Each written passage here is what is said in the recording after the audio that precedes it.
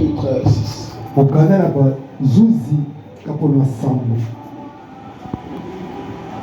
Verset 25. Nous pouvons le tenir debout.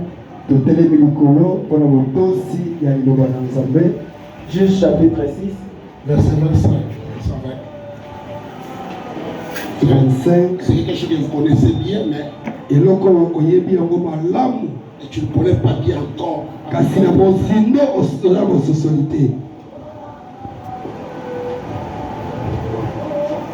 Verset 25, rapidement. Juge chapitre 6 du 25e verset, nous lisons au nom de Jésus. Amen. Dans la même nuit-là, l'Éternel dit à Gédéon, prends les jeunes taureaux de ton père. Alléluia. Amen. Tous les noms est remplaçable. Sauf le nom de Dieu. Amen. Alléluia. Amen. Si tu avais compris qu'on papa. Ceux qui ont sauvé qui me connaissent, Amen. Tous les noms. Amen.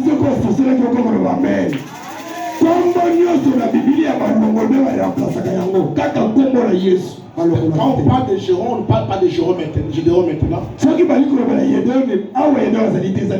On parle de toi. Alléluia. Amen. Taureau de ton père. Zomona ya gombe moke ya papa na yo. Et un second taureau de 7 ans. Na gombe mususu ya mbula sambo. Renverse l'autel de Baal qui est à ton père. Et abat le pied sacré qui est dessus.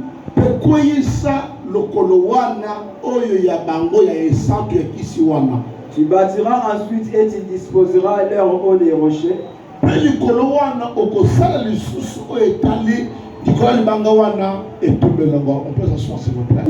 que tu auras abattu. Alléluia. Amen. On peut acclamer pour la gloire du Seigneur.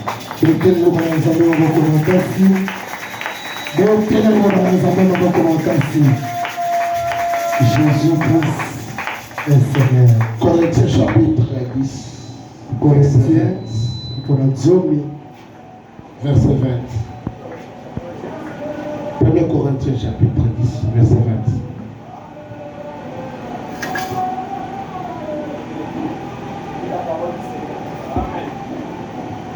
J'ai dit que c'est qu'on sacrifie. On les sacrifie à des démons. Et non à Dieu. Or, je ne veux pas que vous soyez en communion avec les démons.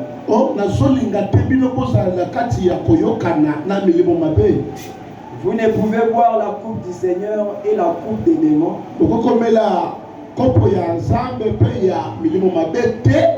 Vous ne pouvez participer à la table du Seigneur et à la table des démons. Voulons-nous provoquer la jalousie du Seigneur? Nous sommes plus forts que lui.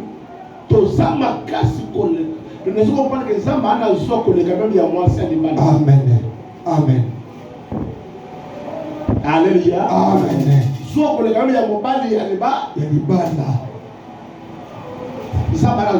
Koleka papa.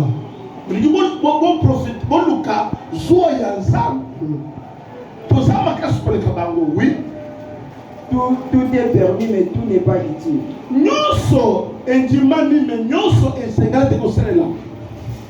Tout est utile, mais tout est permis, mais tout est permis, mais tout n'édifie pas. Alléluia. Amen. On peut acclamer pour la gloire du Seigneur.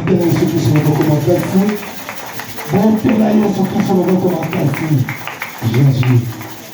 Nous parlons toujours de la loi. Mais on ne sait pas aussi connaître l'origine de cette loi dans le famille. C'est question de connaître ce qui est à la base de la loi dans ta famille. Et tu sauras bien faire pour te sauver de cette loi. Parce que nous sommes en train de voir des effets de la loi dans nos familles. Même dans nos vies propres.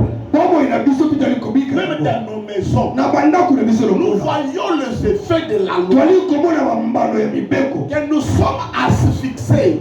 oyo biso tokangami Nous ne savons pas comment avancer. toyebi kokende liboso te Parce qu'il y a une barrière po epekiselo moko qui ezali s'appelle la loi. oyo kombolongo Il y a mobeko les autres qui trouvent l'argent facilement. bayike bazwaka mosolo Mais dans votre famille, pour avoir 100 $, c'est un libota na bino kozwa miracle. lokasa moko ya $10 bokosala Il cotisation faut gêner, prier. okoki na kosangisa bato Ça n'arrive pas. pe $100 ekomi te Mais chez les autres, po bayike même un 10 000, $10,000 quelqu'un peut sortir lui-même. osakomimisa ngo na pete asali dépense Il épargne les autres. apesi akabi asali dépense Il épargne les autres. atie bamiyike pembeni Alléluia. amen C'est une loi. eza mobeko Vous trouvez qu'il y a 20 personnes omoni bato tuku mibale devant un petit problème. na mwa likambo moke Ils ne savent pas résoudre. bazokoka kopesa eyano te Mais ce qui peut être résolu par une seule personne oyo motu moko akokopesa eyano dans d'autres familles. na mabota mosusu amen Je parle à quelqu'un. amen Le problème c'est quoi? likambo ezali Nous nini sommes en train de voir tozali komona et de vivre kobika de ce fait na misala de la loi. ya mibeko Mais on ne connaît pas. toyebi te Cela vient. ezali kowutela wapi Alléluia. amen On nous parle de Gédéon. bali kolobela biso yedeyon Gédéon, yedeyon issu d'une famille pauvre, awuti na libota ya d'une mobola maison d'un féticheur. na ndako ya nganga Si quelqu'un comprend quelque chose, amen quelqu'un comprend quelque chose, amen d'une famille pauvre, na libota ya mobola ya une suka famille non reconnue, libota oyo batika oyo papa moko ya tala une famille libota moko tellement reculée, oyo kutu na mongo bayebana te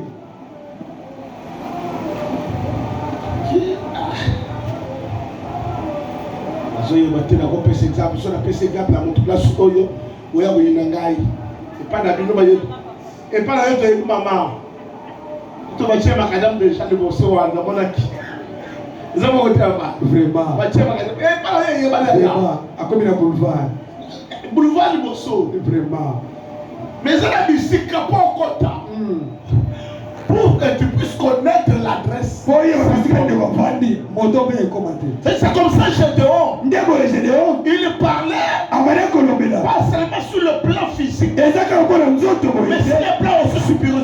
mpe na molimo mpe lokola C'était une famille. eza libota oyo Moi-même, Satan arrêta comme on dit.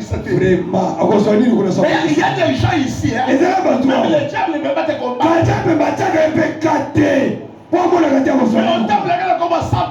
Vraiment. Vraiment. Atalaka okutu te. Est-ce que tu le cherches? Tu as compris quelque chose? Est-ce que comme teleskisi maboko makasi? Tu es en train d'attirer le diable pour rien. ozotuka kaja mpe babatu ya Le ofele diable combat ceux qui ont des kaja mpe bayi kobundisa boye bazala monzoki Il y a les gens qui sont effacés. ezala bato kutu kaja mpe bamonaka bango te Il n'a même pas le temps d'attendre. azakutana atala atiaka ye kutu ata kate Chaque jour, Satan iyo satana demande. Non! lekela satana bato Il sia ne te connaît pas. tika satana bato avanda Yo, écoute, on attend d'autres, on l'a gâté. On va localiser Satan. Attends d'autres, on l'a gâté. ndoto ya Si on papa va regarder Satan, quel signe tu n'es pas aussi n'importe qui. vraiment C'est elle qui faut te dire ça. Et ça va valer, papa. Et ça va valer.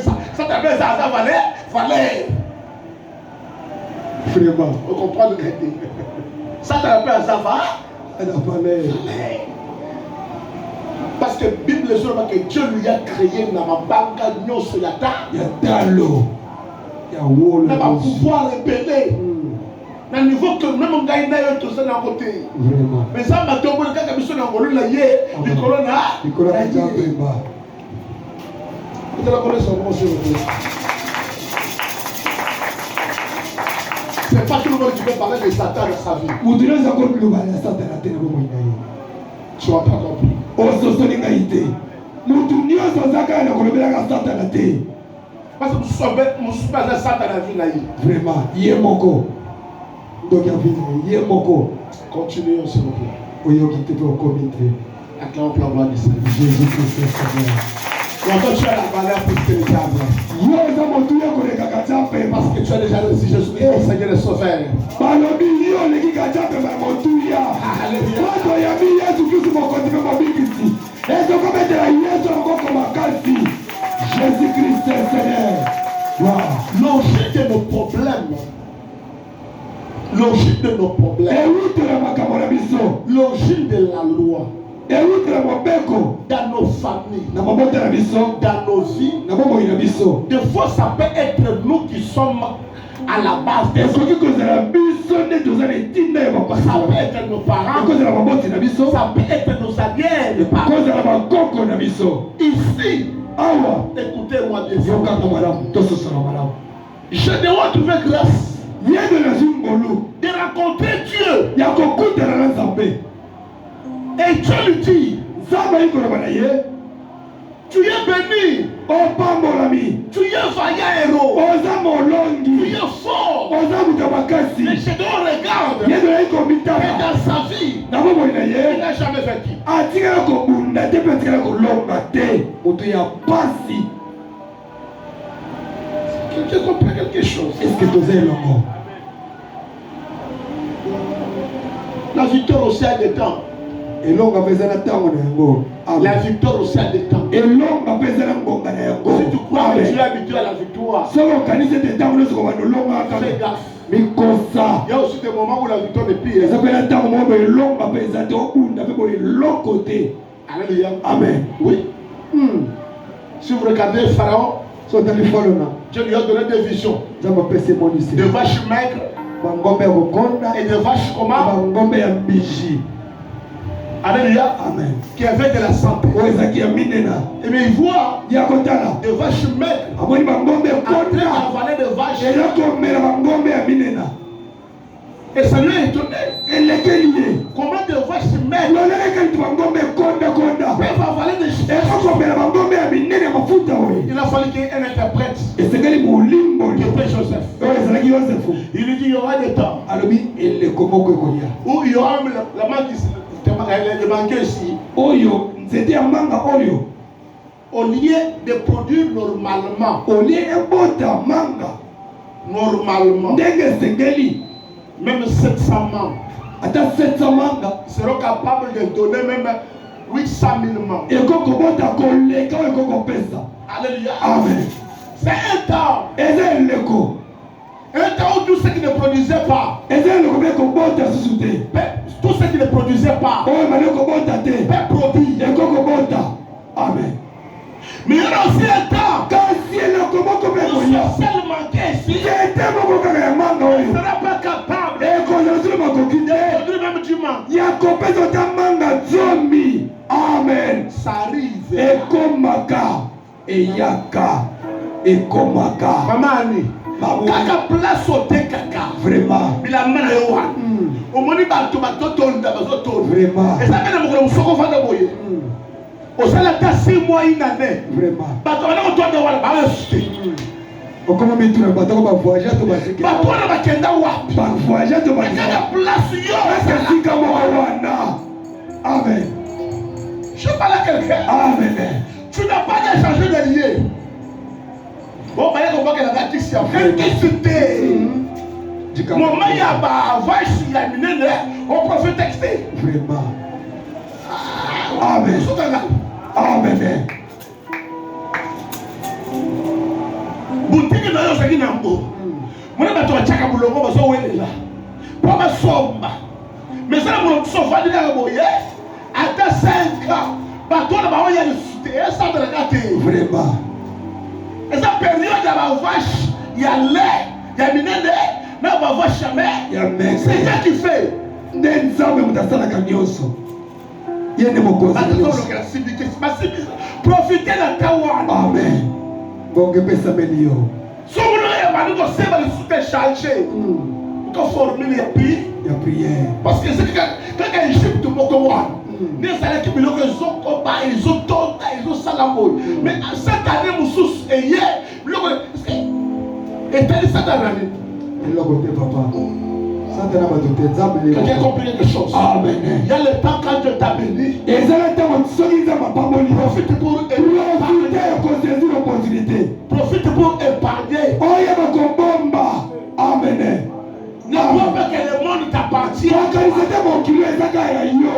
Yo ne comprend pas la microneuse. Il y a un taquet que te donne. Dans vos âmes, Personne de quoi faire. Banza kanisa naso la kani bona lobby. Aïda comme tellement la place soit na changer gare. Na za wewe. Place na mona ta moto na ngate. Eza période ya. Ato longo ni wano kenda kinga sala suka pa koyete. Vraiment. Quel signe. Que Dieu nous bénisse. Amen. Dieu ne donne pas tout. Yo tira yo dans le bénin yo kaka yo. Ingénieur, tu as des chantiers aujourd'hui.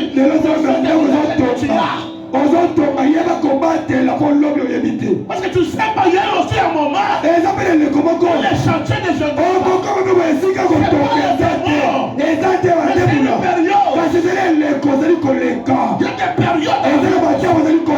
Amen. C'est pas que tu es refusé. Pharaon était qui? Pharaon était qui? Pharaon nazalaki nani?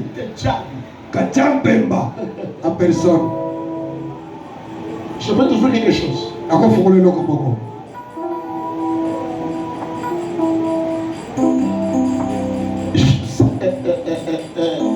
Pharaon était diable. Pharaon nazalaki kachambemba parce que c'est l'image de diable. Kote azalaki elilingi na kachambemba. Toute la puissance du monde était là. Kuya ya mokili latamaki epai na ye. Va même la Bible nous dit. Bible ekobala biso. Moïse. Mose. On lui a Mose ntango bazwi ye dans l'eau. na mai. Les fleuves là s'appellent quel fleuve? Mai wana kombo na monini. Nil. Entre Éthiopie et Égypte. C'est là où on lui a pris. Nebisika babimisaki ye.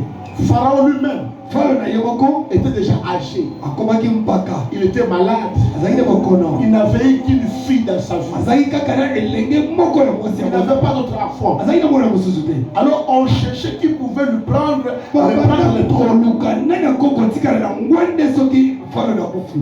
Alléluia. Amen. On disait mais si l'enfant de sa fille. Babane kotane la ziko mwana ya mwana na ye. La fille aussi n'a pas eu la chance d'être mariée. Mwana mwasi pe azuli bakuma la kutia kobala pe abota. Alléluia. Amen. C'est alors que lorsqu'elle baladait vers pour aller se baigner, elle a vu un garçon. Alléluia. Amen. Ce garçon était juif. Il a pris cet enfant, il a fait de cet enfant son enfant lui. Donc on a fait de Moïse l'enfant de la fille de Pharaon. Selon les enseignements, Moïse a grandi, a été enseigné pour devenir Pharaon. Amen. Mose a vu formation na ndako ya Pharaon. Pointe lobi atika koma Pharaon ya lobi. Il a pris toute la science. Ayekoli nyonso ya kindoki. Toute la science. Bondoki nyonso ya pour devenir Pharaon. Pointe koma Pharaon ya lobi. Amen. Il a compris quelque chose. Il a étudié toute la science. C'est pourquoi lorsqu'il entre dans la maison de Pharaon, pour aller demander, parce que le premier pharaon, le pharaon qui l'avait fait grandir était mort. Et lui, quand il est parti chez Jéthro, pour libérer Israël, il a trouvé un autre pharaon qui ne connaissait pas. Mais le magicien le connaissait. Lorsqu'il entre avec la canne, il jette sur terre, ça change en serpent. Le magicien dit, c'est ce qu'il a pris.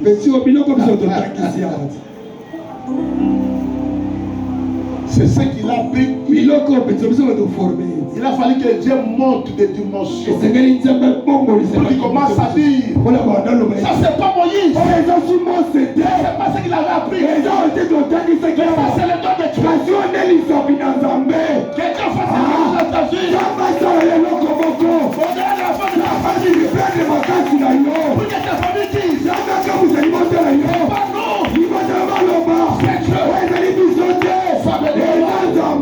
Dieu.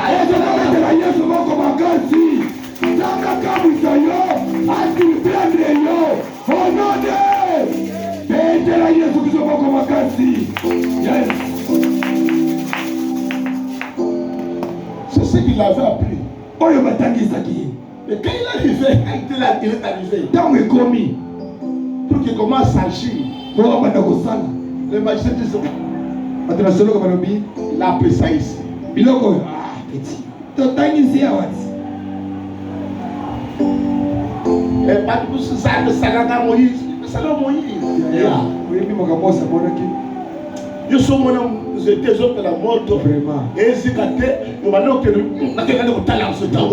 Et puis le pote, c'est que on s'encourage. vraiment yo kotelema yo pena yo mpesa pa boto Marie a tellement beau, il y a mon ange bimeli, il y a mort comme tu as mis bou. Ya.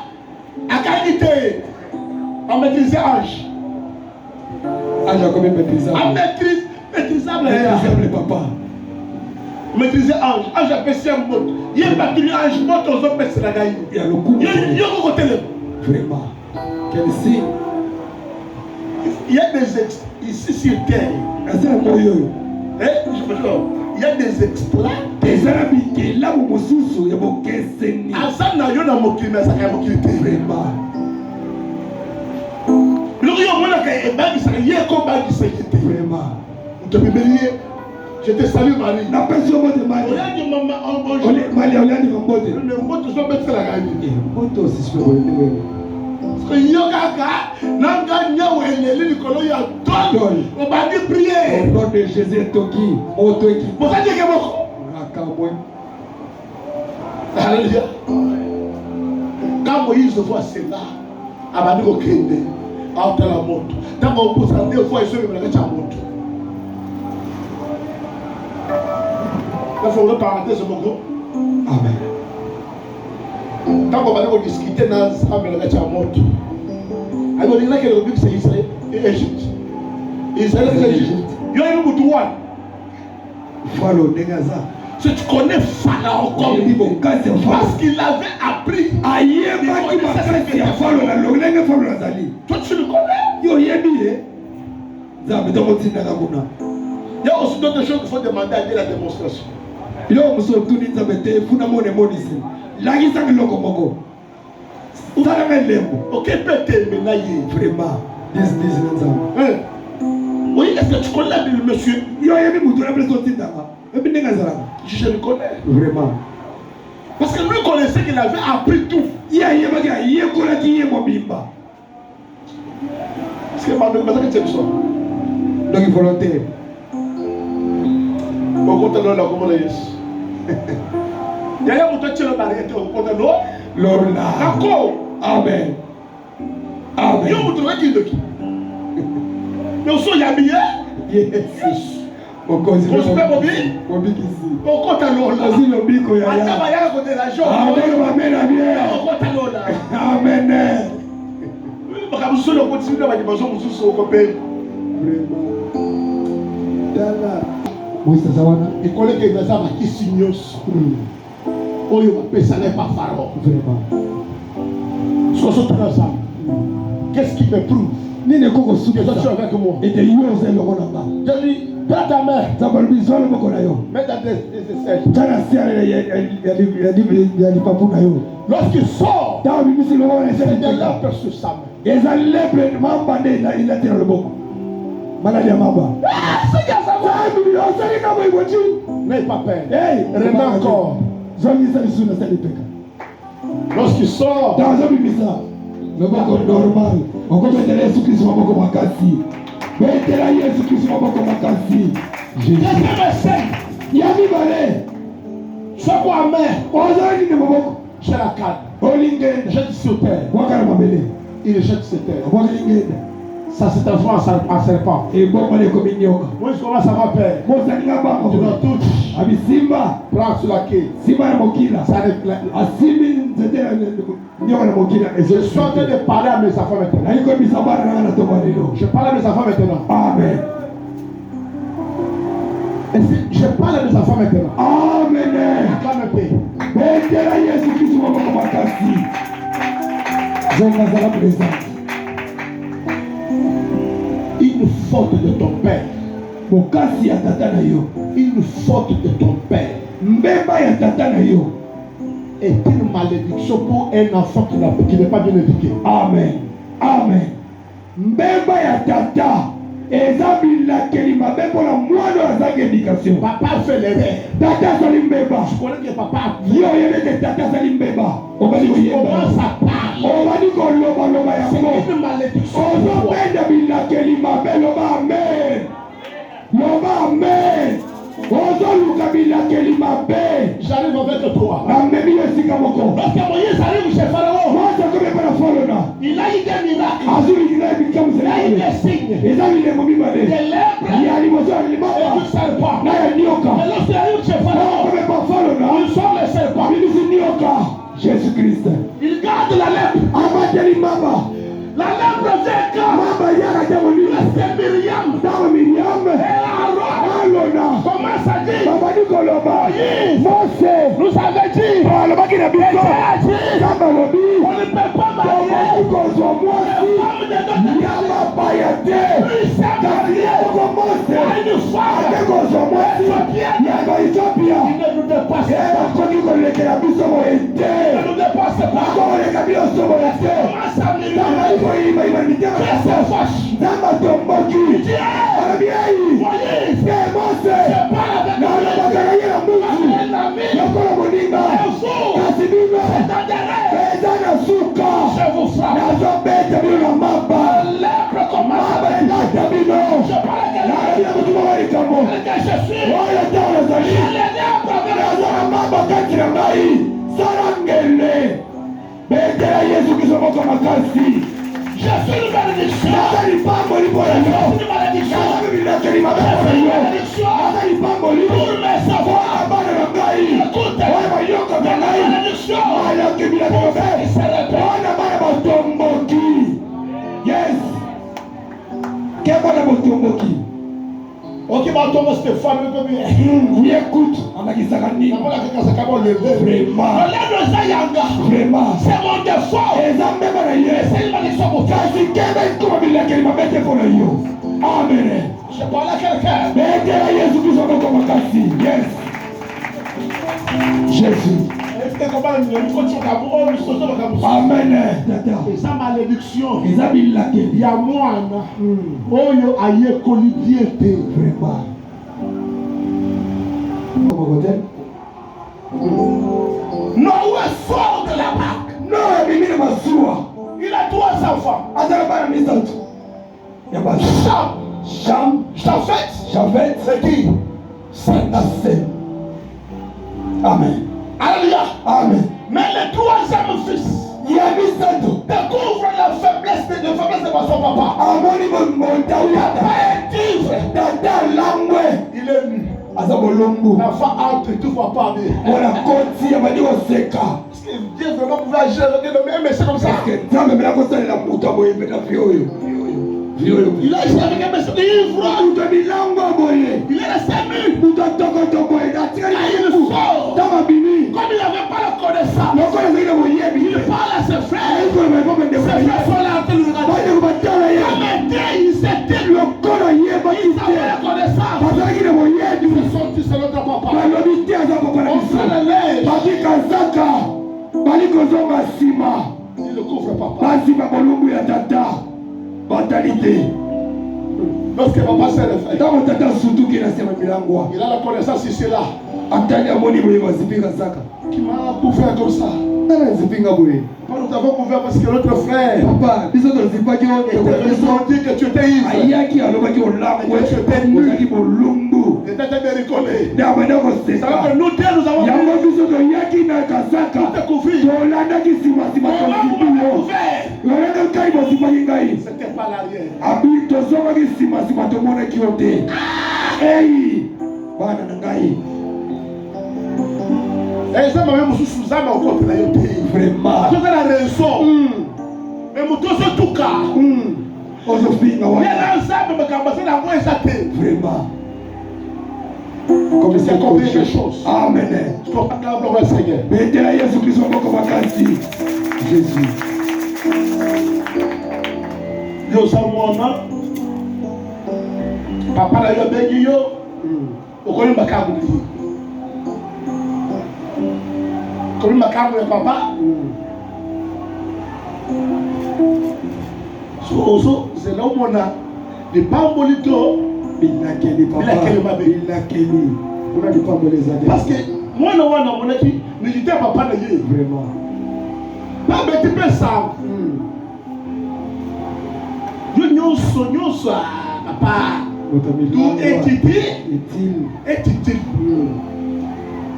Tout est permis, c'est pas utile. Ça fait aussi partie de la loi. Et ça peut m'obliger. Ça choque yo.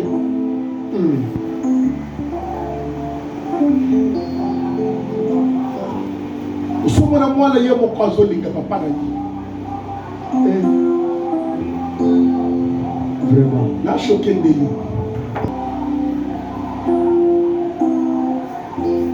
Je voudrais qu'on comprenne l'essence de la situation. Nalingi to so la malamu ikambu oyo.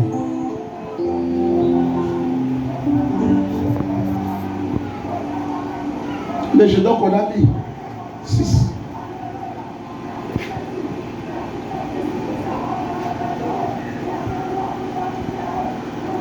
Verset. Gédéon 6, 25e verset, nous lisons en nom de Jésus. Amen. Dans la même nuit, l'Éternel dit à Gédéon, prends les jeunes taureaux de ton père et un second taureau de 7 ans. Renverse l'autel des Baal qui est à ton père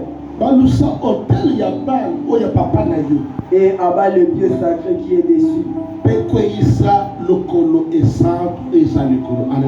Amen. Tu bâtiras ensuite et tu disposeras sur le haut de ces rochers. Merci mon frère.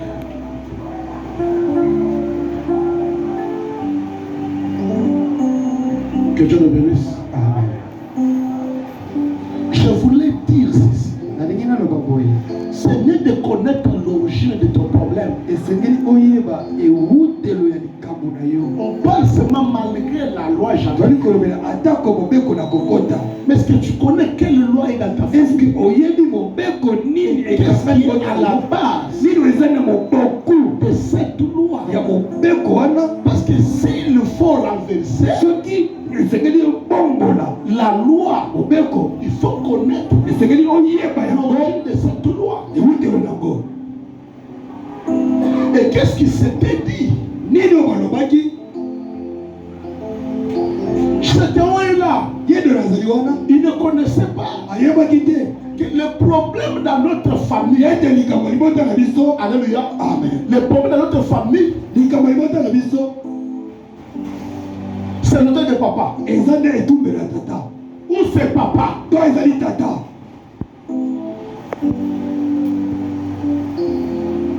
Alléluia. Amen. Je vais renverser la loi, oui. La loi,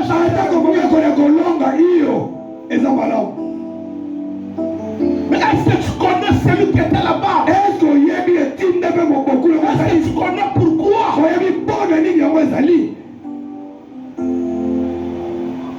Parce que si Dieu ne nous a pas ouvert les yeux pour connaître ce qui est là-bas,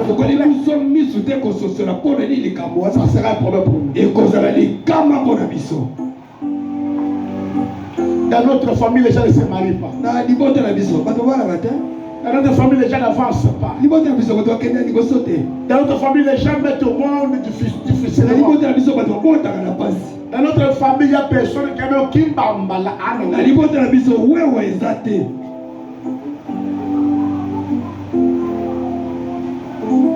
Et là où règne la pauvreté, il règne la haine. Là où règne la haine, c'est la sorcellerie qui règne. Que Dieu nous bénisse. Amen. Parce que les gens croient que la sorcellerie, c'est le fait de l'amener du sort. Non. Chez nous, les Louba, sorcier n'est pas seulement sorcier. Il y a ce qu'on appelle le mopom. Mopom, c'est-à-dire, Je vois papa voilà comme ça. namoni papa Stéphane Je le prends. nazwi Je pars avec lui. nakenda ye esika moko Mais lui, c'est vrai qu'il est là. ye amimoni awa na mokili Il aza est te pris. nzoka awa aza te Il y a ce qu'on appelle Chan. eza eloko babengi chanda Il y a ce qu'on appelle Bouloche. eza eloko babengi buloji. Alléluia. Amen. C'est-à-dire, tout, quelqu'un peut être sorcier. nyonso ngo ozala ndoki iyo. Alléluia. Amen. Il est sorcier, aza ndoki c'est bien, mais il n'a jamais bouffé quelqu'un dans la sorcellerie. atikala kolia mosuni ya motu te na kindoki, Il n'a jamais bloqué quelqu'un dans la sorcellerie. atika kokanga mpe motu na kindoki te. On appelle ça Chanda. babengaka ngo chanda. Il participe. azalaka kaka na kati Et c'est le le meeting. vraiment Et la meeting, il y a fallu le cas dans la mais il y a fallu le temps. vraiment Mais vous savez que challenge. nakata meeting Ni afa mtu mswa kenda kidogo soka kidogo et comme ça zoba akenda kaka zoka ka usala yebi kusala zete ezaka kabo. Je parle à quelqu'un. Je parle à quelqu'un. C'est la sorcellerie. eza kindoki Mais selon le vrai terme, kolalisa mabolobe ya malamu. même si nous sortons dans le dictionnaire, ata tokoti na tu dictionnaire frappes sorcellerie, obeti kindoki on te dira, baolakisa yo selon la définition, na kosukisa c'est tout ce qui nuit à l'épanouissement d'une autre personne. oyo ezali kopekisa kokende liboso ya moto. Même la loi est une sorcellerie. mobeko mpe eza kindoki Parce que ça ne veut pas que toi tu avances. elingi te yo okende liboso koloba amen. betela yesu kristo maboko makasi, betela yesu kristo maboko makasi. jésus christ Il y seigneur. a aussi des sorciers physiques. eza mpe na ndoki mpe ya nzoto boye. Abundisika mutu boye po mutu aliaka fufe pana ye. mpona fufuka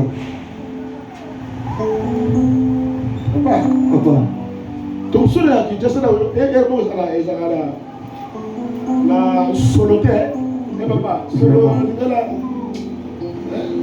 Hôtel la pièce. D'ailleurs, maman, ezala place du son.